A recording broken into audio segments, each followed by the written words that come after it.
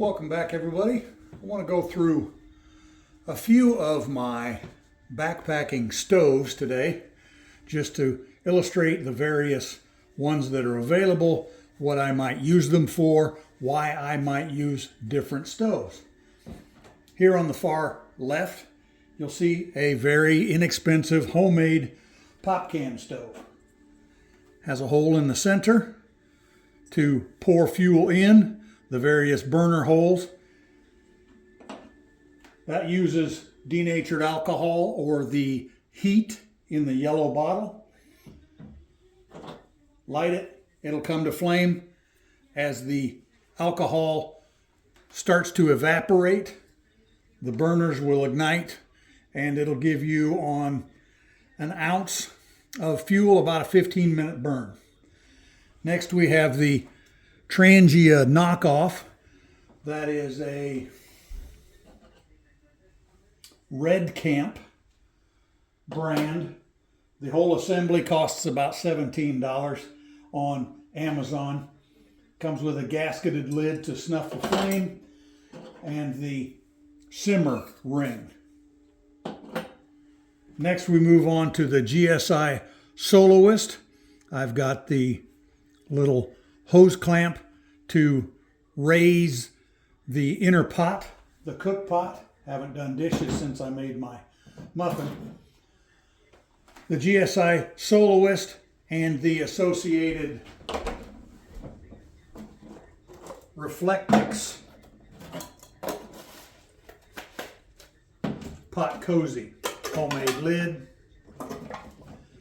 Heat up your water, put in your dehydrated meal, and let it sit for the appropriate amount of time, and you rehydrate your Mountain House or what have you.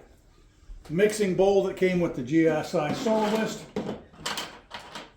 Moving on, we have a very ultralight option. If you might be backpacking by yourself, only going to boil water, the BRS T3000 or 3000T, very simple. The good and bad about that one, it's great. Just turn it on, light it. It isn't real good at simmering, but if you just need to boil, full blast, works great. When I bought that one, it was maybe $16 on Amazon.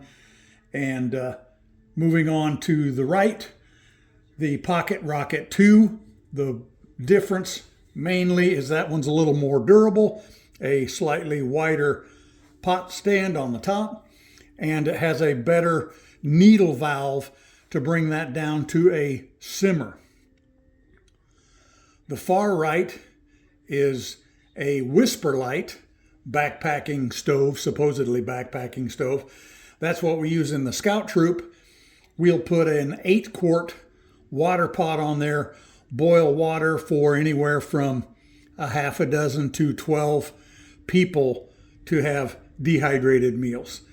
The advantage of that one really is the stability, and even in cold weather, you assemble that, pump up the stove to build pressure, and it's pretty easy to maintain a flame even in very cold temperatures. That one has saved us on many a winter camp out that the propane was just too cold to have any pressure. Good and bad to all of them.